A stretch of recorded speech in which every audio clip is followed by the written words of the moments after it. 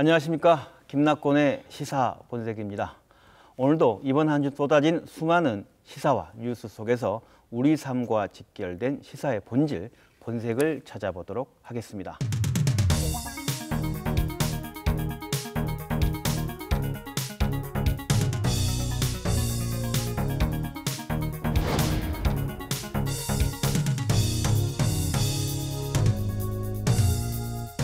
네, 지난달 31일 광주형 일자리가 논의가 시작된 지 4년 6개월 만에 극적으로 타결됐습니다. 그동안 김낙곤의 시사본색은 초태부터 더불어민주당 홍영표 원내대표를 시작으로 광주형 일자리 문제에 대해서 집중적으로 문제를 다뤄왔습니다. 오늘 인더 시사에서는 광주형 일자리 협상이 타결된 이 시점에 앞으로 남겨진 과제는 무엇인지 알아보도록 하겠습니다. 오늘 이 주제로 함께 이야기 나눌 분을 소개하겠습니다. 광주광역시 이병훈 문화경제부시장 나오셨습니다. 네, 안녕하십니까? 네, 안녕하십니까?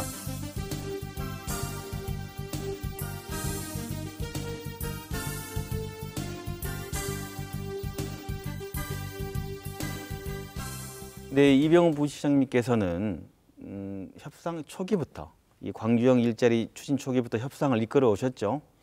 네. 네. 지금 문화부시장, 문화수도 광주의 문화부시장, 그리고 또 광주형 일자리를 주도하는 광주시의 또 경제부시장, 뭐 광주와 관련된 일을 다 하고 계시네요. 문화하고 경제는 뭐 동전의 양면이죠. 네. 문화가 발전할수록 경제가 발전하고 네. 또 경제적 뒷받침 없이는 문화가 발전할 수 없기 때문에 시대의 화두라고 봐도 과언이 아닙니다. 네. 이 광주형 일자리 문제와 관련해서 초기 협상 단장을 맡으셨죠? 뭐 협상 단장 그건 뭐 중요한 건 아니고요. 네네. 인선 7기 우리가 이용섭 시장님을 모시고 어쨌든 이 문제가 광주가 해결해야 될 가장 큰 문제였고 또 우리나라에 미칠 네. 파급 효과 그래서 굉장한 부담감 또 반드시 되어야 된다 그런 걸 가지고 협상을 많이 했었죠. 네, 말씀하신 대로 이용섭 시장님과 함께 마지막 협상을 마무리 지으셨고 처음부터 끝까지 다 지켜보셨는데 한번 이거 한번 여쭙고 싶은데 지난해 12월 5일인가요? 다음 날 대통령 오기로 해서 다 행사장 준비했다가 그 직전에 무산됐지 않습니까? 대통령 모시고 행사를 하기로 한 것이 세 번째 만에 성공했어요. 네. 민선 6기 윤장현 시장 때 한번 시도를 했다가 안 됐고 이제 작년 12월 6일이었죠? 네네. 다 된 걸로 알고 했는데 마지막 그 한 조항 때문에 그게 무산이 되고 이번에 되게 된 것이죠. 네, 방금 말씀하신 그 마지막 한 조항 한번 말씀 들어볼게요. 그 한 조항이 무엇이었습니까? 그게 이게 상생협의회라고 있어요. 노사? 상생협의회의 그 유예기간 35만 대 자동차를 생산해서 35만 대까지는 네. 좀 뭐 쉽게 말해서 우리 좀 조용히 있자. 노사간의 임금 협상도 안 하고 그 이제 현대 측 입장에서는 신설법인이니까 자동차를 만들려면은 적어도 부채도 안고 출발하기 때문에 35만 대 정도 가야 그 이분이 된다. 그때까지는 노동계에서 자꾸 뭘 요구하면 안 된다. 이런 거고 노동계 입장에서는 아니 무슨 소리냐. 35만 대면 1년에 7만 대 생산하면 5년 동안은 노동계는 목소리를 내지 말란 소리냐. 네네. 이런 오해가 있게 된 것이었죠. 그렇죠. 그 말씀은 지금 그 조항에 대한 게 2달 사이에 그러면 이해의 폭이 그 뭐랄까요 서로 간에 이해하게 되고 접근하게 된 겁니까? 아니면 어떤 변화가 있는지 사실상 궁금해요. 시청자 입장에서는. 노사 간의 갈등이라는 것은 수십 년 된 거 아닙니까? 네. 근데 이제 그걸 계속 협상을 현대차하고도 하고 노동계하고도 하고 근데 이걸 한 테이블에서만 할 수 있었다라면 좀 더 빨리 됐을 수도 있었겠지요. 근데 그 구조가 안 돼요. 네. 현대차하고 광주시하고 협상하고 노동계하고 광주시가 협상을 해야 돼요. 그리고 소통을 해야 돼요. 이러다 보니까 굉장히 피곤한 과정이었지만은 그래도 광주 노동계가 성숙한 모습을 보여줬던 것이고 조항 하나 때문에 이렇게 시간이 2달 걸렸다. 이건 서로 간의 불신을 신뢰할 수 있는 그런 기관, 숙려 기관이라고 봐주면은 맞을 겁니다. 노사상생발전협의회에서 결정하는 처우에 관한 사항을 35만 대 자동차 생산할 때까지 효력을 갖는다. 라고 투자협약서 내용은 일종의 정치적 합의라고도 볼 수 있는 것 같은데 이게 지속적으로 유지될 수 있습니까? 어떻습니까? 지금 이게 광주역 일자리가 정착을 이 협상을 해서 투자 협약을 체결할 때까지 네. 4년 6개월 걸렸잖아요. 네네. 얼마나 많은 그동안의 그 연구와 갈등과 이해와 그런 과정을 겪었기 때문에 이 사회적 합의를 이끌어내는 광주 시민들이 있고 전 국민이 있어요. 그래서 이건 뭐 저희들이 지켜질 것으로 봅니다. 원래 그 35만 대란 것도 35만 대 생산할 때까지는 저 노사 좀 조용히 있기로 하자라는 식의 표현은 법률상으로는 하등의 하자가 없어요. 우리나라 근로기준법은 임금 협상을 2년에 한 번씩 돼 있습니다. 그래서 이게 가장 큰 상위법이에요. 네네. 근데 우리가 한 것은 사회적 합의죠. 네네. 이제 합의가 예를 들어서 현대차를 통해서 수익이 나면은 그 수익을 정말 같이 나누는 노사 상생 경영을 우리가 전제로 하기 때문에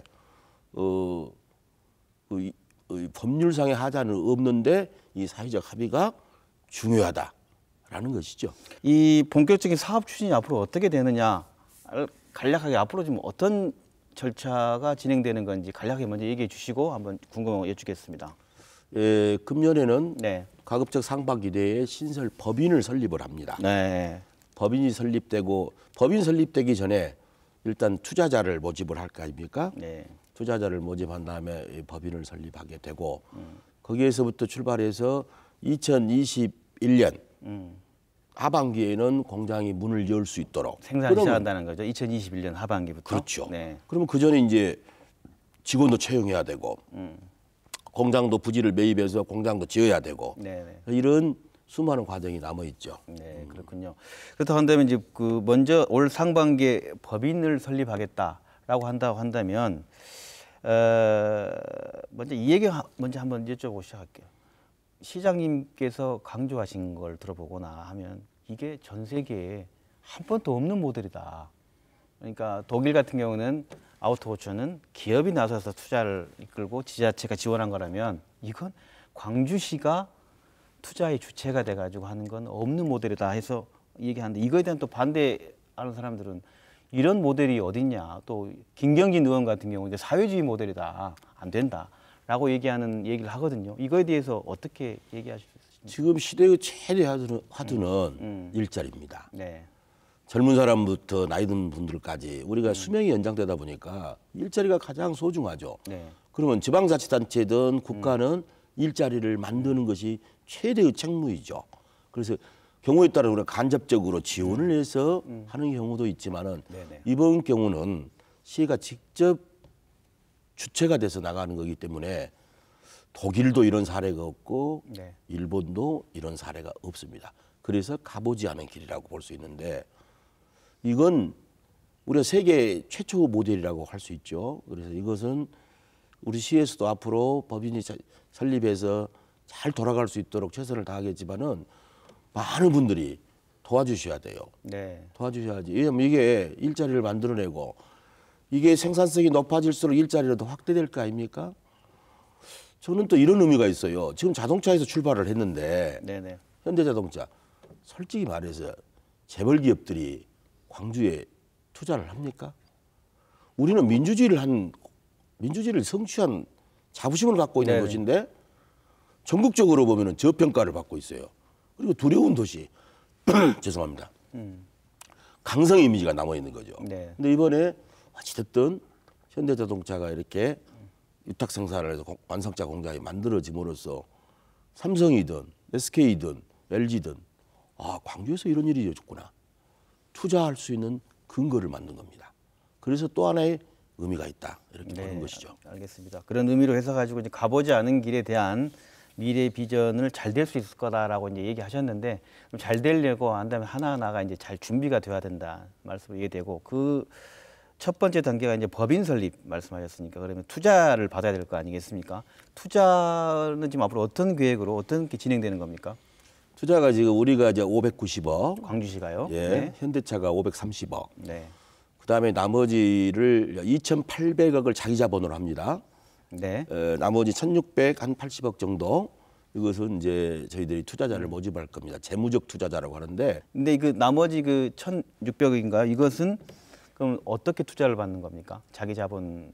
재무적 투자자라고 그러죠. 네. 투자해서 수익을 내면은 그 배당금을 받아갈 수 있는 그런 구조가 될 거 아닙니까? 네. 그건 저희들이 여러 경로를 통해서 어디를 대상으로 하는 거죠? 그러니까. 광주 시민도 되고 네. 또 광주의 기업도 되고 또 전국에 있는 기업도 마찬가지입니다. 한편으로는 그런 걱정도 있겠네요. 광주 경제 여건이 열악하고 그러니까 과연 그렇게 투자할 지역 내에 어떤 투자 여력이 충분하겠냐라는 걱정도 들을 수 있겠네요. 문제를 말이죠. 현대자동차가 그 브랜드 자체가 글로벌 브랜드죠. 네. 궁극적으로 보면 말이죠. 광주시를 보고 투자를 하는 것보다 네. 현대자동차라는 글로벌 브랜드 때문에 투자를 하는 것이 더 많을 겁니다. 그래서 뭐 자기 자본은 투자금은 뭐 큰 어려움이 없을 것으로 보여지고, 예. 예, 그다음에 이제 차입금. 그러니까 2,800억의 자기 자본은 큰 어려움 없다. 차입금은 예, 어떤 거죠? 차입금은 이제 우리가 그동안에 접촉을 빌리는 거. 해왔었고 네. 산업은행, 기업은행 충분히 의지를 가지고 있어요. 그래서 뭐 그건 뭐 차입해서 쓸 수 있는데 그것마저도 예컨대 글로벌 브랜드가 아니면 차입이 어렵죠. 근데 구조 틀은 잘 갖춰진 것으로 보여집니다. 그러나 이제 방심하지 않고 법인 설립이 빨리 끝나야 네. 또 전체적인 그 다음에 절차를 밟아야 되기 때문에 방심하지 않고 최선을 다해서 투자자 모집할 겁니다. 그럼 이 회사가 광주시가 제1 주주인 회사인 그렇죠. 거죠? 이 공기업입니까? 그럼 어떤 기업으로 저희 봐야 되는 겁니까? 공기업은 아니고요. 네. 그 별도의 민간 기업이죠. 민간 기업에다가 일자리 창출이라는 공익적 목적을 위해서 투자를 하는 그런 격이 되는 것입니다. 만약에 이 회사가 흑자가 날 수도 있고 적자가 날 수도 있는 거 아닙니까? 그럼 적자가 난다면 이게 이 적자 부분을 광주 시민이 안아야 되는 겁니까? 어떻게 되는 겁니까? 적자는 만일 안 하는 경우죠. 네네네. 이제 그럴 경우는 이제 광주시와 현대차 투자자의 공동의 몫이 될 겁니다. 네. 그런데 거의 흑자예요. 흑자로 되고 흑자가 되면은 우리는 광주시는 뭘 하냐? 공공 목적을 위해서 투자를 했기 때문에 일자리를 더 확대하는 데 쓰게 될 겁니다. 네, 광주형 일자리가 이제 시작이니까 일단 주변에서 제기될 수 있는 어떤 걱정이나 이런 걸 통해서 또 여쭤보고 그걸 뭐 비판하고 반대한다기보다는 그런 뜻에서 여쭤보는 겁니다. 그런 차원에서 봤을 때 가장 중요한 게 어떤 시장을 조사하면 그 시장에 경제성이 있느냐에 사업자는 먼저 판단하고 그걸 통해서 사업을 시작하지 않습니까? 예. 이제 이게 거꾸로 이제 지금 시작되는 것 같아요. 그러면서 노동계에서도 걱정하는 건 경차 1000cc짜리 경차 SUV가 과연 이 광주형 일자리의 효자 모델로 수익을 낼 수 있겠냐에 대해서 아니다라는 얘기도 있어요. 경차는 더 이상 시장성이 없다. 어떻게 지금 판단하고 있으신가요? 지금 시대적 추세는 SUV예요. 네. SUV인데 네. 지금 경차로에서 SUV를 가잖아요. 네. 울산도 경차를 만들 겁니다. 이제 그러다 보니까 자꾸 우리 광주에 대해서 이렇게 문제를 삼았는데 네. 어차피 시대적 추이는 SUV 경차가 국내뿐만 아니라 해외에서도 상당한 부분을 시장이 확대될 것이다. 그런 분석을 내부적으로 한 바가 있어요. 자, 예를 들어서 경차 하나 모델 개발하는데 현대 입장에서는 한 3천억 들어갑니다. 중형차 같으면 한 5천억 모델 개발하는데 네. 이걸 현대가 투자하는 것은 투자금은 530억이지만은 모델을 개발하는데 몇천억 들어가고 이걸 판매, AS, 생산까지도 같이 갈 거 아닙니까? 이건 뭐 대기업에서 그렇게 호락호락하지 수지 분석하진 않아요. 그래서 그 경차로 출발하지만은 그 출발점이죠. 그 자동차 수명이라는 게 있지 않습니까? 그 모델에 그 모델이 어느 정도 되면 또 다른 모델로 전환을 하게 될 것이고, 그래서 우리가 처음 출발은 경차 SUV 1000cc지만은 이건 앞으로 많은 변화가 있게 될 겁니다. 방금 말씀하시는 많은 변화가 있다는 말씀을 여쭤본다면 경차 그 1000cc SUV 외에 향후 자동차 산업의 변화에 따른 어떤 새로운 차종에 대한 것들도 서로 협약이나 서로 현대와의 서로 합의하에 진행되는 게 있습니까? 어떻습니까? 우리가 지금은 가솔린으로 가지만은 네, 세계 자동차 시장의 동향은 전기차 수소차입니까? 네, 그래서 우리가 그걸 내다보고 그 앞으로 모든 것을 진행해 나갈 겁니다. 우리가 친환경 부품 단지도 거기에 조성을 하고 있잖아요. 친환경 인증센터 이것도 지금 정부에 요구를 하고 있어요. 그래서 출발은 이렇게 하지만은 앞으로 시대적 추이에 따라서 앞으로 자율자동차 나오게 될 거 아닙니까? 다 우리 인공지능 이번에 크게 따냈잖아요. 정부에 다 연결돼 있어요. 그래서 그것도 대비해서 간다라는 것입니다. 일종의 서로 간의 그런 이해와 동의 부분이 존재한다 그런 말씀이신가요? 현대와? 그렇죠. 네. 아까 말씀하신 것처럼 사실 경차 시장에 대한 전망을 밝게 보셨는데 또 혹자는 또 노동계에서 특히 민주노총에서는 아니다라고 봤고 말씀하신 대로 7월부터 울산에서도 경차 라인을 생산하고 있어서 걱정도 있는 겁니다. 서로 경쟁력을 가지면 되죠. 근데 우리가 경쟁력이 아무래도 울산보다는 경쟁력을 더 갖게 되지 않을까. 적어도 적정 임금이라는 거, 또 노사 간의 그 사회적 합의를 했다는 거, 막 이런 것들이 크게 시장을 확대하는데 좋은 영향을 미칠 것이다 이렇게 봅니다. 네, 방금 그 적정 임금 얘기하지만 노동계는 임금을 낮춰서 나쁜 일자리를 만든 거다라고 하면서 파업 얘기를 또 하고 있고 동의하지 않고 있습니다. 이 부분 노동계와 밥먹 부분 어떻게 해결해 가실 생각이십니까? 제조업의 임금으로 보면 우리가 절대 낮은 임금이 아니잖아요. 제조업 전체 평균으로 보면은 자동차로 보면은 상대적으로 낮은 임금이에요. 네. 그 낮은 임금을 우리는 공동복지 프로그램이라고 해서 그 아파트든 뭐 개방형 체육관이든 복지시설이든 이것을 국가와 우리 광주시가 그 근로자들을 위해서 그 지원 프로그램이 있거든요. 네. 그래서 어찌 보면은 낮은 임금 절대 아닙니다. 반값 임금 그렇게 표현할 일은 아니에요. 우리는 일자리를 만들기 위해서 지금 그 임금을 가지고도 정말 하고자 하는 사람이 많은데 그동안에 자동차 시장에서는 자동차 업계에서는 고임금을 받았잖아요. 그러다 보니까 자동차가 경쟁력이 떨어지게 된 것이고 현대자동차가 23년간 국내에다가 자동차 공장을 안 만들었어요. 해외에다만 만들었습니다. 그게 뭐 때문에 그러겠습니까? 고임금, 도사 갈등 이것 때문에 그러는데 광주형 일자리로 사회적 합의 틀을 만들다 보니 이게 국내에 이제 짓게 되면 25년이 되겠죠? 네. 25년 만에 짓게 되는 겁니다. 이건 상당히 의미가 있어요. 해외에 나가 있던 공장들이 전부 국내로 들어올 수 있는 계기를 만든 거예요. 그래서 이것을 뭐 일부에서 임금이 적다 이렇게 단순히 볼 일은 아니고 우리나라 산업계 전체에 미친 지금은 자동차에서 출발하지만은 다른 제조업에 또 밖으로 많이 나가 있잖아요. 다시 국내로 들어올 수 있는 계기를 만들 수 있는 것이고 그것이 새로운 일자리를 만드는 것입니다. 그 이제 이 완성차 공장의 지속 가능성 문제인데 이게 정권이 바뀌거나 아니면 또 뭐 우리 광주시 시정이 바뀌거나 이렇게 되면 안정적으로 일자리로 자리 잡을 수 있을까 시민들이 또 불안해할 수도 있어요. 지속 가능한가? 뭐든지 지속 가능한가에 대한 질문을 받으신다면 어떻습니까? 지금 사실은 저희들이 시장님을 비롯해서 저 모든 광주시청에 우리는 지속 가능성을 처음부터 염두에 둔 겁니다. 네. 만일에 일자리도 중요하지만 일자리가 계속해서 확대돼야 되는데 정권이 바뀌어도 큰 변화를 안 입을 겁니다. 이유는 이 자체가 서로 비즈니스 개념으로 출발을 했고 그래서 뭐 정경유착이라든가 그 일부에서 그런 말 하던데 제가 경험해 보면 전혀 아니에요.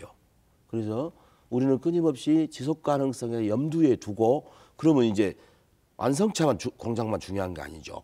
부품업체 앞으로 나아갈 친환경에 대한 그런 것들 이걸 종합적으로 해서 설계하고 그 정책을 펴나갈 겁니다. 네. 그 이 일자리가 한편으로 보냐면 이제 적정 임금이라는 표현도 있고 노동계는 낮은 임금 그렇게 해서 결국 그 광주나 군산같이 좀 낙후된 지역 아까 해외로 나가는 공장을 국내로 돌려야 되는 큰 정부의 고민이 있는 가운데 낙후된 지역의 임금을 적정이라고 표현하건 낮게 표현하건 그런 형태로 계속 일자리를 만든다면 그것은 안정된 일자리기보다도 뭔가 지역 간 불균형에 의한 일자리일 수 있지 않냐, 지속 가능한 모델이 아니지 않냐라는 거에 대한 질문을 할 수 있을 것 같습니다. 어떻습니까? 광주형 일자리를 지금 문 대통령께서는 전국으로 확대를 해서 각기 지역에 맞는 그 광주형 일자리를 모델로 해서 확대시키고 싶어 하셔요. 네네. 이유는 뭐냐? 일자리를 만들기 위해서. 그런데 이거 사실은 그렇게 되면 정말 좋습니다. 일자리를 만들어내는 거야. 임금이 고임금을 예를 들어 100자리를 가지고 있다. 그러나 그것보다 낮은 일자리지만은 그것이 1000자리다, 10,000자리. 이게 경제적 파급 효과를 생각을 해보세요. 우리가 사실은 그 노사 갈등과 그 협상 때문에 임금이 사실 부풀려져 있는 일부 업종이 있지 않습니까? 이 광주형 일자리는 비록 자동차에서 출발했지만은 자동차에 국한되는 건 아니에요.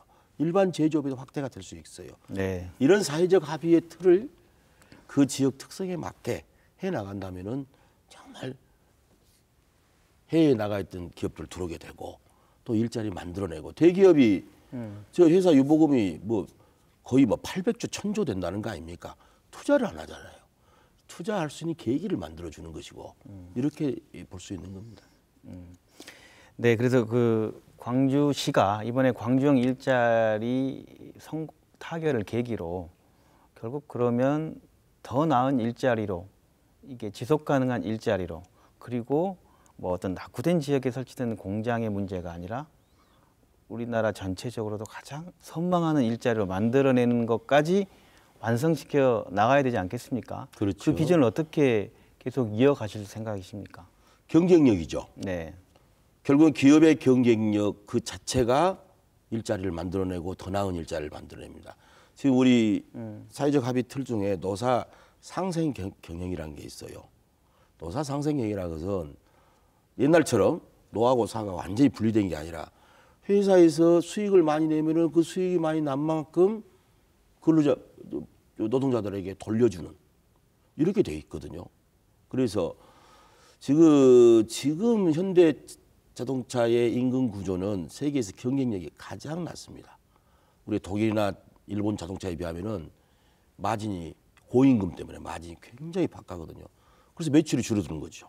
그런데 우리가 이렇게 해서 생산성을 높여놓으면은 수출이 확대되고 그 수출이 확대돼서 나온 수익금은 노동자들한테 수익을 올려줄 수 있는 단순히 뭐 임금 협상을 떠나서도 할 수 있다.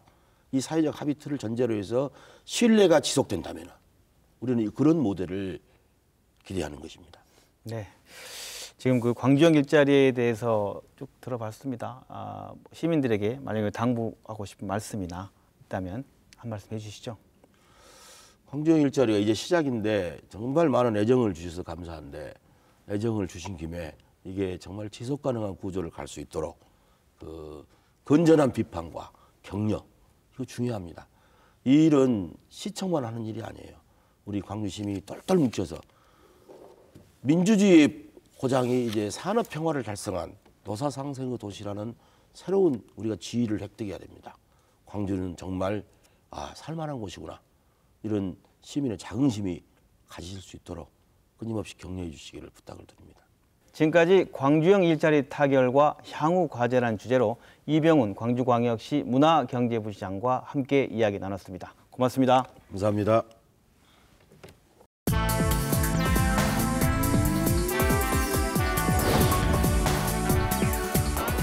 네, 이번에는 이번 한 주 가장 뜨거웠던 이슈에 대해서 날카롭고 명쾌하게 분석해보는 이슈 저격 시간입니다.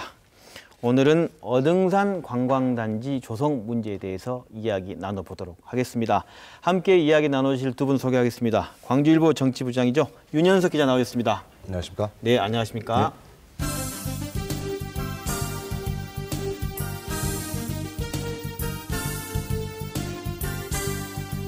그리고 장현주 광주광역시 의원 나오셨습니다.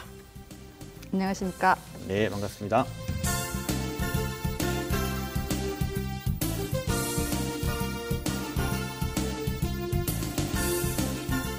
네, 어등산 관광단지 조성 사업 첫 삽을 뜬 시점으로 본다면 2006년 기준으로 13년째 되는 사업입니다. 그리고 처음 조성 계획이 나온 시점이 97년이었으니까요. 22년째가 됐습니다. 시청자 여러분께서 어등산 얘기만 들으면 뭐가 됐다는 건지 안 됐다는 건지 정말 헷갈리시고 한편으로는 피곤하다는 생각도 드실 텐데요. 오늘 저희 얘기 들어보시고 요점이 뭔지 한번 파악해보는 시간이 되시기 바랍니다. 먼저 이야기부터 한번 해볼까요? 네. 가장 최근 시사는 이런 겁니다. 지난해 주식회사 호반이 우선 협상자로 선정되면서 이 문제가 이제 제대로 사업이 진행되나 보다라고 했는데 엊그제 또 다시 호반이 안 하겠다. 네. 하고 무산됐어요. 네. 이 호반이 제안한 사업 내용이랄까 어떤 과정으로 우선 협상자로 선정된 건지부터 얘기한다면 그 우선 협상자로 선정이 되고 나서 협상을 해야 되는데요. 네. 구체적인 제안서 내용을 가지고 협상을 해야 되는데 좀 난항이 있었습니다. 그러니까 레지던스 호텔의 어떤 위탁 문제, 민간 위탁 문제 가지고 좀 논란이 됐고요. 이 협상할 때 그렇습니다. 제안을 네. 제안 뭐뭐 하겠다는 건 기업이 하는 겁니까? 아니면 광시가 하는 겁니까? 기업이 제안서를 제출하고 네, 그 네. 제안서를 바탕으로 광주시의 어떤 의중을 가지고 협상을 벌이는 건데요. 어등산에 호반이 네. 뭐뭐 하겠다고 얘기했겠네요. 어떤 걸로 그렇습니다. 하기로? 전체 이제 유원지 개발 면적이 12만 평 정도 됩니다. 네, 예, 만 근데 평. 그 중에 이제 절반 정도가 숙박 시설로 이렇게 계획을 되어 있어요. 그 중에 레지던스 호텔 아까 말씀하신 것도 있고 네. 일반 호텔도 있습니다. 콘도. 네. 그리고 일반 호텔 250실. 근데 일반 호텔만으로는 수익이 안 난다는 것들 때문에 네. 레지던스 호텔 임대 사업을 하는 거죠. 뭐 네. 분양을 하게 돼 있고요. 그걸로 이제 수익성을 맞추려고 레지던스 호텔을 이제 대거 투입하게 된 거고. 호반이 생각하는 그리고- 수익성 모델이 네네. 그쪽이고요. 그게 이제 공공성은요? 예, 그게 이제 절반 정도의 숙박 시설로 들어가는 거고. 네. 여기에 이제 휴양 시설 음. 그리고 이제 오락 시설 이런 게 들어가고 상업 시설도 있습니다.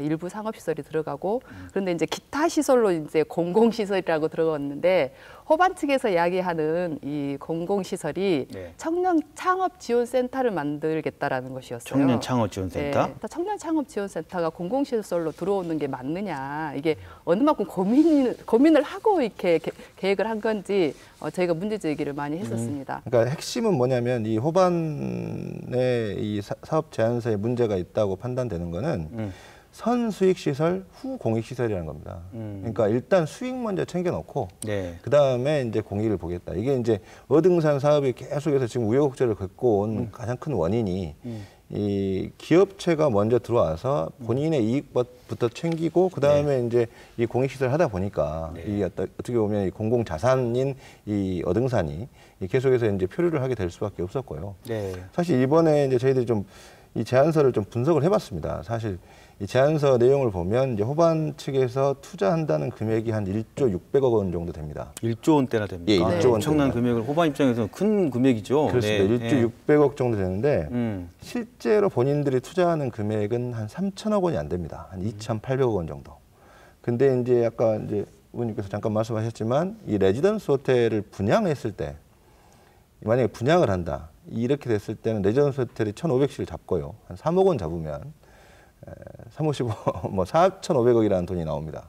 그러니까 결국에 이 호반 측에서 봤을 때는 레지던스 호텔을 분양해서 자기 투자금 플러스 수익을 얻고 나서 그 다음에 이제 나머지 부분들은 좀 챙겨서 보겠다. 이런 입장인 것 같아요. 그러니까 도시공사 입장에서는 야, 이건 100% 어떻게 보면 그 호반 측의 입장에서만 생각한 거 아니냐. 이건 안 된다라고 이제 제동을 걸다 보니까 이제 아마 포기를 한 거 아니냐. 뭐 이런 분석들이 나오고 있습니다. 기업 입장에서 이제 수익 창출한 부분이 기업의 근본적인 어떤 존립 근거 아니겠어요? 네네. 당연히 수익을 요구할 것 같은데 네. 지금 계속 말씀 나오면서 결국 이제 들어보니까 수익성의 핵심적인 단어로 계속 나오는 말이 레지던스 호텔입니다. 그래서 솔직히 레지던스 호텔이 영어로 되어 있는데 뭐길래 이 부분이 결국 협상을 갈랐다는 거죠. 네네. 이 장기 숙박형이라고 하면 보통 3개월 정도를 거주하는 것을 봅니다.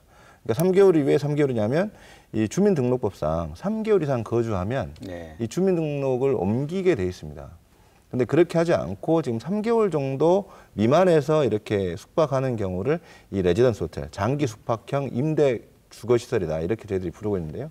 이제 이 시설이 지금 계속 인기를 끌고 있는 이유는 이게 1가구 2주택이 해당이 안 됩니다. 그러니까 이 투자 개념으로 많은 사람들이 지금 보고 있고요. 레지던스 호텔을.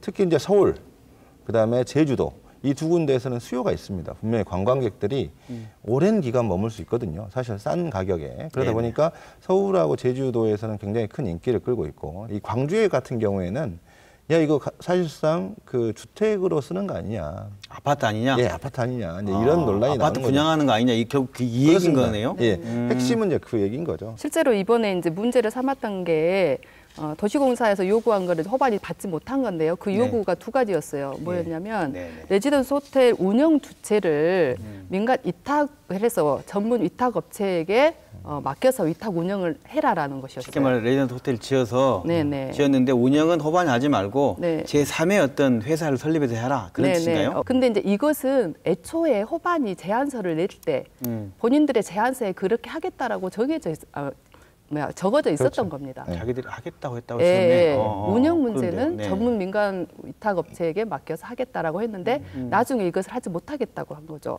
왜 그랬을까요? 그는 이제 수익성을 더 내기 위해서. 그렇죠. 그리고 이제 또 하나 요구했던 게 뭐냐면 숙박업이 아니라 주거용으로 사용하지 않겠다. 이것을 명시하라라는 것이었어요. 호반 측에. 차이가 주거용으로 사용하지 않겠다는 명시는 어떤 의미인가요? 쉽게 설명하면. 그러니까 아파트 분양처럼 그렇죠. 그렇게 하지 않겠다라는 거죠. 명시해라. 네네네. 도시공사에 요구한 거죠. 네네네. 네. 그런데요. 숙박용으로 정확히 명시하라. 이것도 못하겠다고 한 겁니다. 그러다 보니까 정확하게 이건 아파트 분양과 전혀 다를 바 없이 된 거죠. 똑같다고 본 겁니다. 네네. 결국은 도시공사에서 볼 때는 이건 아파트 분양이다. 네네. 그거 별 차이가 없다라는 겁니다. 그러니까 민간 위탁을 했을 경우에는 이렇게 됩니다. 이게 임대료를 받게 되죠. 그러니까 민간 위탁 업체에게 이제 레지던스 호텔을 운영을 맡기게 되면 임대료를 받게 되는데 호반이 주장했던 것처럼 분양을 하게 되면 분양 대금을 받게 되는 겁니다. 훨씬 이제 더 큰 수익을 아파트 분양 때 받는 그렇습니다. 예, 한꺼번에 대금을 받는다는 바로 거죠. 대금을 받게 돼 있기 때문에 이 초기에 수익을 굉장히 많이 보장을 받을 수가 있죠. 업체 입장에서 봤을 때는. 네. 근데 이제 임대료를 계속해서 받게 되면 그거는 이제 굉장히 좀 오랜 기간 동안의 일이고, 그다음에 이제 가장 도시공사에서 걱정했던 부분들은 그겁니다. 그러니까 3개월, 아까도 말씀드렸듯이 3개월 이상 거주를 계속 해버리는 경우. 지금 이제 서울이나 이 제주도에서 이 문제가 나오고 있는 것이 있는데, 그러니까 이 편법 운영을 하는 겁니다. 사실상 레지던스 호텔을 가지고 계속 거주를 해버리는 거죠. 계속 거주를 하면서 네. 임대 업체에게 다시 임대를 받는, 재임대를 받는 형태로 해서 운영하는 그런 케이스들이 나오고 있습니다. 그러다 보니까 도시공사 입장에서는 좀 많은 그 규제를 이 제어를 해놓은 상태에서 협상에 들어가려고 했던 것 같고, 호반 측의 입장에 봤을 때는 그래도 1조 원대를 투자하는데 우리가 이 정도의 수익은 보장받고 들어가야 되는 거 아니냐, 뭐 이런 입장이 좀 강했던 것 같고, 그러다 보니까 이제 양측이 전혀 이제 물러설 수 없는 좀 그런 상황이 됐고. 그 사업 제안서에 애초에 이제 호반이 그 전문 업체에게 위탁 운영하겠다 이렇게 했던 것은 수익성이 충분히 보장되기 때문이라고 볼 수 있거든요. 다른 전문가들이 이렇게 분석을 하시기에도 이 정도로도 충분히 수익은 난다. 그런데 그 수익을 더 많이 가지려는 호반 측의 욕심이 과했다. 이렇게 판단할 수밖에 그러세요? 없죠. 그러니까 지금 충분히 이익이 나는데도 또 안 했, 설마 이익 나는데 안 했을까요? 그렇게 분석하신다는 거네요. 이 호반이 그 광주시에 보낸 내용을 이제 신문사 기사로 난 거로 보면 현 경제 사정으로는 레지던스 등 분양에 성공한다는 보장이 없다. 정상적으로 완료해도 준공 시점에 최소 수백억 원 이상의 손실을 본다. 이렇게 공문을 보냈고요. 더불어 이런 현실에도 이 사업에 대한 지역 여론은 특혜 시비를 지속적으로 제기하며 막대한 사업이익을 챙기려는 부도덕한 기업이라는 부정적인 여론마저 형성돼 더 이상 정상적인 사업 추진이 어렵다는 판단을 내렸다. 지위 반납 이유를 표명했다. 이렇게 지금 언론사 보도에 났어요. 더군다나 부도덕한 것까지 되니 사업자가 이거 하겠냐라는 입장으로 얘기를 했거든요. 근데 이게 사실 이제 어등산의 문제에 국한되는 건 아니라고 봅니다. 사실 이제 호반 건설이 지역의 중견 건설업체가 아니죠. 이제 지역의 어떤 대기업군에 지금 들어가 있고요. 그다음에 건설로에서는 아마 지역에서 가장 수위 업체인데, 이 수위 업체가 이 어등산 정도는 좀 맡아줘야 되는 거 아니냐, 이런 여론이 있었고요. 또 이제 그동안에 호반건설이 했던 그 아파트나 혹은 그 시설들을 좀 건축물을 좀 봐보면 시민들의 입장에 봤을 때는 좀 이익만 너무 추구했다 이런 비판을 받을 소지가 분명히 있습니다. 예를 들면 이 광천터미널 맞은편에 있는 이 48층짜리 지금 그 지금 짓고 있죠. 그렇죠. 네. 뭐 방송사 4억 플러스 아파트인데요. 근데 이 지금 48층짜리 건물을 보면서 누가 이 건축물이 광주와 어울린다 이런 생각을 하겠습니까? 제가 봤을 때는 좀 상당히 좀 기존의 어떤 틀에서 벗어난 개발이다. 근데 그렇다고 본다면 제가 봤을 때 호반이 이번 기회에 좀 어등산 개발에 좀 더 공익적인 측면을 좀 고려해서 개발해서 좀 시민들에게 이 호반 건설의 이미지를 좀 더 좋게 할 필요가 있었다. 저는 이렇게 생각을 하는데 또 호반 측 입장을 좀 들어보니까 또 그렇게 생각했다니까 뭐 제가 뭐라고 말씀을 못 드리겠습니다. 의원님도 그 충분히 말씀하셨던 이 내용에 대해서. 네. 이제 호반 건설이 그 특혜 시비가 예. 말씀한 대로 네네. 여러 개 있었고 이번에 좀 민간공원 개발에서도 예, 맞습니다. 우선 사업자가 이렇게 변경되면서 호반의 네. 특혜 시비 여기에 또 이렇게 휘말려 있잖아요. 그런 것들이 같이 좀 영향이 있었지 않았을까 싶기도 합니다. 예, 호반 얘기는 호반 얘기고 예, 이번에 예. 사업자 무산된 건 무산된 건데 네네네. 왜 어등산 사업은 과연 무엇이었길래 그동안의 과정이 어땠길래 이렇게 이렇게 얘기할 좀 무슨 얘기인데 사업 무산의 역사가 화려합니다. 그렇죠. 단어가 지금 조합이 좀 아주 재밌는 지역 단어 건설 같은데. 지역 건설 업체들의 무덤이라고까지 불렸을 정도니까요. 네. 그게 사업 시작을 2005년이라고 흔히들 얘기하는데 네. 광주시가 처음 사업 계획은 97년이더라고요. 그렇습니다.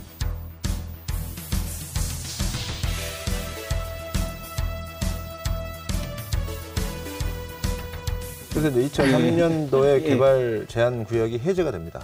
그다음에 2004년도에 어등산 빛과 예술의 테마파크 뭐 이런 사업 많이 들어봤어요. 빛과 예술의 테마파크. 그렇습니다. 네, 이제 네. 이게 광주의 광자, 이 빛골 광자를 써가지고 이제 아마 이 빛과 예술 테마파크라는 사업을 했는데 이제 설명회를 해가지고 이제 뭐 롯데나 금호에서 이제 이런 그 대기업들도 상당히 관심을 갖는데 사실 이제 그때만 해도 저희들이 그 휴양 문화라는 게 없었습니다. 2004년 5년이면 굉장히 저희들이 어려웠을 때고 그때 IMF 막 지나고 뭐 저희들 외환위기 막 이런 상황이었기 때문에 상당히 제가 봤을 때도 이때 사업자들이 참여하기는 굉장히 어려웠을 것이다 이제 생각이 드는데 사업 참여를 안 했고요. 그래서 2005년 1월달에 다시 사업자를 공모했는데 이제 지역 업체가 이제 들어오게 됩니다. 이게 삼능건설입니다. 삼능건설이 들어와서 맨 처음에 사업자를 맡아서 이제 2005년부터 네. 사업을 시작이 됩니다. 그럼 거기다가 지금 뭘 하겠다는 걸로 그때 이제 결국 개발 제한구 해제되면서 된 거였던 거죠? 당시에? 뭐 거의 비슷합니다. 지금 골프장, 네. 그다음에 그 유원지, 그다음에 특급 호텔, 호텔, 뭐 공연 시설, 뭐 이 정도입니다. 그러니까 거의 비슷한. 비슷합니다. 네. 지금 현재 호반 계획하고 거의 유사하다고 생각하시면 될 것 같습니다. 그러네요. 당시 저희가 찾아보니까 이러네요. 네네. 아까 말씀하신 어등산 빛과 예술의 테마파크에 참여한 대기업 네. 관계자의 말이 네네. 이런 겁니다. 첫 공모 당시 지역의 예산과는 달리 지역업체 한 곳이 신청하는 그쳤는데 대기업 관계자가 네네. 골프장은 수익이 나지만 네네. 저기 특급 호텔, 네. 공연시설은 적자가 뻔하다. 네. 사실상 처음부터 수익을 낼 수 없다. 그렇죠. 이렇게 말을 했어요. 네네. 그러고 난 이후에 방금 말씀하신 것처럼 선정된 삼능, 금광, 모아 이렇게 자꾸 기업이 넘어가면서 예. 진행됐거든요. 네네. 삼능이 이제 2009년에 워크아웃이 되죠. 법정 관리. 예, 워크아웃이 되고 그 다음에 금광이 2010년도에 이제 맡았다가 법정 관리에 또 들어가고요. 네. 그 다음에 이제 모아 종합건설이라는 데서 금광이 이제 전액 투자했던 어등산 리조트 여기를 이제 100% 지분을 사면서 모아에서 이제 했다가 다시 모아가 이제 손을 놓게 되면서 이제 표류를 하기 시작한 겁니다.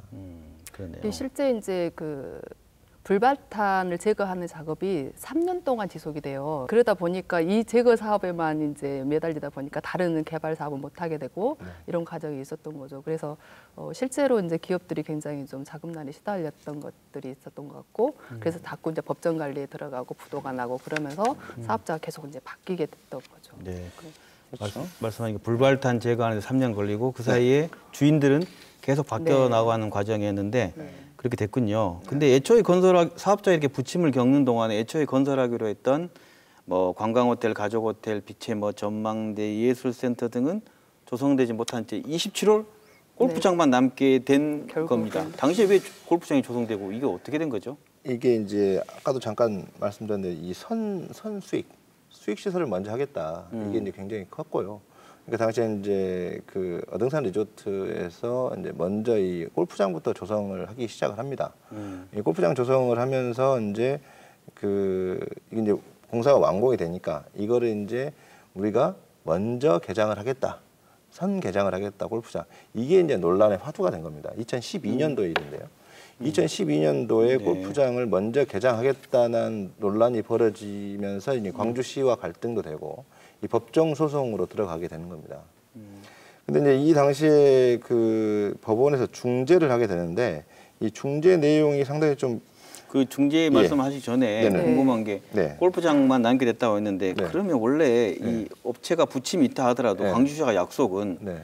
원래 그 동시에 뭐 공공적인 걸 동시에 개발하고 골프장도 같이 개발하고 아니면 공공지를 먼저 개발하고 골프장 나중에 뭐 있지 않았습니까? 어떻습니까? 실제 실시 협약이 있었습니다. 네. 실시 협약 내용에서 보면은 네. 골프장 건설 이전에 휴양 시설을 먼저 만들어야 한다 이런 내용이 먼저 있습니다. 공공지를 먼저 하라는 거죠? 네네. 그리고 실시 협약은. 네. 네. 그리고 근데 이제 시행 계획을 보더라도 어떻게 네. 되어 있냐면 2009년도에 이 휴양 시설 먼저 완공을 하고 네. 그 다음에 4분기 가서 골프장이 완공되는 그런 계획이었어요. 애초에는. 네. 근데 그 계획을 지키지 않은 거죠 업자가. 안 지켰는데 업체는 이제 그래도 우리 어려우니 골프장 먼저 개장해달라 이렇게 했다는 거죠? 그렇습니다. 그러니까 그 개발하는 과정에서 이렇게 강주시가 행정을 제대로 하지 못했다라는 것이 이제 그 지적이 되고 있는데요. 왜냐하면 네, 2013년도에 이제 감사원에서 기관 감사를 할 때 그 지적을 합니다. 뭐라고 하냐면은 네. 이렇게 이제 실시 협약이 되어 있으면 이 건설 개발을 할 때 시가 관리 감독을 해야 되지 않습니까? 가서 네네. 봐야 되잖아요. 네네. 골프장만 하고 있는지 아니면 휴양시설도 같이 하고 있는 그렇죠. 것인지. 근데 당연한 것 같은데. 근데 그것을 하지 않았다는 거죠.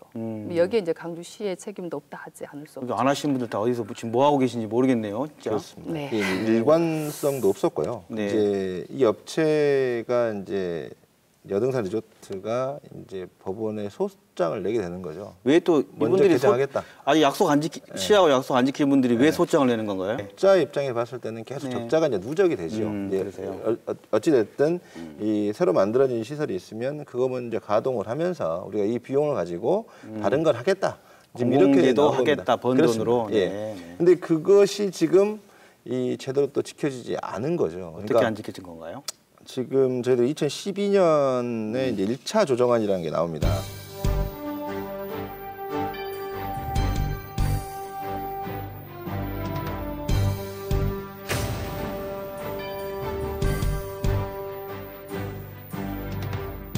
결국 이 얘기를 다 하다 보니까 지금 네. 14년의 역사를 얘기하다 보니까 네. 13년에 이렇게 길어진 것 같습니다. 그러다 보니까 지금 현재 전체 면적을 예를 들어서 100이라고 한다면 네네.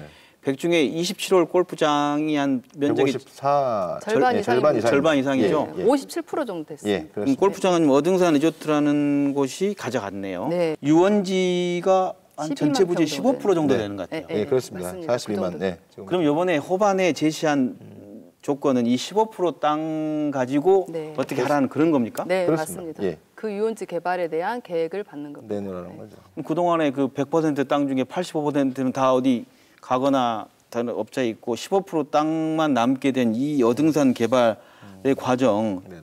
이거 좀 문제 있는 거 아닙니까? 그러니까 저희가 이 부분에 대해서 이 개발 자체를 보면, 그러니까 광주시를 올해 출입하면서 본 개발이 사실상 누구를 위한 거냐. 누굴 위한 개발이냐? 그렇죠. 이 공공기관이 개발을 하는 거는 시민한테 뭔가 혜택을 주기 위해서 개발을 하는 거거든요. 네. 근데 지금 이 어등산 개발을 보면 이게 광주시가 굉장히 많이 이 좌충우돌 했습니다. 그러니까 맨 처음에 기준을 확실히 정해놓고 그 기준에 따라서 이 집행을 해야 되는 건데 이 사업을 계속 그 민간 사업자들을 쫓다 보니까 사실 어등산 개발이 이 급한 게 아닙니다. 예를 들면 저희들이 도시철도 2호선이나 뭐 광주형 일자리나 이런 것들처럼 빨리 결정해서 어떤 진행을 해야 될 사업이 아니고요. 예. 정말 적당하고 적정한 사업자가 왔을 때 거기에 대해서 우리 시민들한테 어떤 혜택이 돌아갈 것인가를 고려해서 차분히 결정해도 되는 상황인데 네. 이걸 지나치게 서둘러서 어떤 그 종지부를 계속 결론을 지려고 하니까 이런 문제들이 나타났지 않았나. 각 이 민선 3기부터 시작해서 4기, 5기, 6기, 7기까지 지금 어등산이 현안으로 올라와 있을 정도로 각 그 민선에서 그러다 보니까 서두르다 보니까 좀 업자한테 많이 휘둘린 거 아니냐. 이 그 과정에서 네. 사실은 중간에 대단히 쇼핑몰 계획으로 사업 또 변경을 할 뻔한 그런 일까지도 있었습니다. 판매 시설 늘려보자. 네네 그런 게 있었죠. 이제 왜냐하면 자꾸 이제 수익성, 네네. 사업자들의 수익성을 보장해 줘야 된다라는 것에 휘둘리다 보니까 일단 골프장이 이제 그 따로 떨어져 나갔잖아요. 준공거저 하다고 따로 시행이 되고 네. 나머지 그러면 개발을 해야 되는데 여기서 수익 창출을 어떻게 할 것인가. 라고 했을 때 아무리 영역을 해봐도 수익이 안 난다 이렇게 이제 결과가 나오니까 이 사업 측에서 사업 변경을 해달라. 그게 뭐냐 그러면은 상가 시설을 대폭 늘려달라는 것이었어요. 그래서 그때 이제 숙박 시설을 한 뭐 9분의 1 정도로 줄이고, 10분의 1 수준. 예, 그 나머지 그 상가 시설을 5배나 확장을 해서 이렇게 하자라고 이제 이야기한 적이 있었죠. 네. 그래서 굉장히 이제 지역 어떤 상권에 영향을 줄 수밖에 중소상인들이 없는 반발하겠죠. 예, 네. 문제였기 때문에 네. 그 반발은 뭐 있을 수밖에 없었고 그게 이제 끊임없이 이제 시민 대책위에서 반발을 하고 안 된다고 하니까 나중에 다시 이제 원점으로 돌아오긴 했죠. 근데 그만큼 시가 이제 그런 사업자들의 어떤 수익성을 어떻게 보장해 줄까 더 먼저 나서서 이렇게 고민하는 이런 것들이 많이 보이거든요. 아, 예. 지금 말씀을 나눠보고 이제 쭉 관통을 내본다고 한 이런 거 같다는 생각이 드는 게 네. 처음에부터 골프장 외에 다른 건 수익이 안 난다라고 대기업의 참여가 네. 저조했는데 그 골프장마저 지금 한 군데가 가져갔어요 이미. 네. 그러면 말씀 나누면 남은 땅 그중에 15% 유원지 땅 갖고 광주시가 민자를 투자하고 유치하려고 한다면 더 많은 종전보다 더 많은 이익권과 이득을 주지 않는 한 이득이 안 나올 거 아닙니까? 그런 말씀이신 거예요. 네, 지금까지 네. 되돌아본다면 그러면 현재 광주시가 이제 이번에 무산되고 나니까 네네. 다시 또 이제 어떻게 해볼겠냐라고 좀 얘기가 나왔는데 또 네네. 사업자 재공모는 뭐 다른 얘기들이 나오는데 네네. 이런 태생적 한계 속에서 이제 고민이 있을 텐데 앞으로 어떻게 진행되고 광주시의 뜻은 어떻습니까? 저는 좀 약간 이 공격적인 생각을 좀 해봅니다. 네. 그러니까 이를테면 지금 그 어등산 같은 경우에는 이 광주 시내권하고는 좀 떨어져 있는 데입니다. 떨어져 있는 데고 광주의 어떤 그 뭔가 이 확실한 관광 시설 정도 하나 정도는 있어야 된다. 이거는 좀 제가 생각하고 있는 거고. 그래서 이제 그러다 보니까 이 상당한 혜택을 주되 그 상당한 혜택이 시민들한테 이 미칠 수 있도록. 그러니까 저희가 아까도 이제 잠깐 말씀드렸듯이 개발이 시민을 위한 개발이거든요. 근데 지금까지 모든 시의 개발은 어떤 업체를 위한 개발이 되는 겁니다. 네. 그런 부분들을 저희들이 미연에 방지하기 위해서는 명확하게 어떤 공공에 대한 기여 이 부분들을 명시하고 사업자를 모집하는 것이 맞다고 보고요. 지금 이제 시가 고민하고 있는 것이 재공모를 한 번 더 할 것이냐. 아 다시 이제 민간 사업자를 공모할 거냐? 예, 네. 이제 아니면 이제 도시공사가 직접 맡아서 개발을 할 것이냐. 이 두 가지를 가지고 고민을 하고 있는 것 같습니다. 근데 지금 이제 여건이 굉장히 좋아지고 있다 그래요. 광주시의 입장에서 봤을 때는, 그러니까 이제 1월 30일 날 호반이 포기 공문을 딱 집어넣으니까 네. 광주시에서 내부에서 뭐 어떤 얘기가 나왔냐면 아 차라리 잘 됐다. 잘 됐다. 왜요? 이제 이거 우리가 공공이 나서서 하자. 공공이 투자해도 충분히 가능성이 있다라는 의견들이 일부 나왔다고 그래요. 근데 이제 물론 이거 공공이 전부 다 맡아서 할 수는 없겠죠. 이제 뭐 분양을 하거나 뭐 여러 가지 방식이 있겠습니다만 그런 목소리가 나오고 있다고 합니다. 일단은 우선은 이제 재공모하는 방식이 있겠죠. 왜냐하면 저번에 이제 호반이 그 사업 제안서를 낼 때도 다른 이제 국제 자산 신탁이라고 하는 회사도 같이 이제 그 공모를 했었거든요. 그런 이제 뭐 여기 다시 공모를 했을 때 입찰 응모할 때가 있을 거라는 그런 이제 예상들 하고 대신에 이제 1조 단위에 그렇게 좀 그 너무 많은 투자금이 이렇게 들어가는 그런 게 아니라 조금 더 좀 축소해서 이것을 입찰하게 되면은 좀 많은 좀 사업자가 생기지 않겠는가 이런 예상도 하는 것 같아요. 근데 저는 이제 아까 말씀하신 대로 이제 빅그린 산단의 어떤 인구 유입이라든가 또 이제 최근에 그쪽 오등산 주변에 선운지구 개발로 해서 인구 유입이라든가 좀 많이 됐잖아요. 네네. 그래서 저는 더더구나 시민을 위한 어떤 공영 개발식의 그런 이제 고민들을 이제 좀 해봐도 되지 않겠는가. 그러니까 공영 개발을 한다고 해서 시민을 위한 어떤 휴양 시설을 한다고 해서 그게 그 마냥 적자만 보는 그런 것은 아닐 것 같잖아요. 이 가족 단위 숙박 시설이라든가 또 캠핑장에 대한 요구도 굉장히 많아요.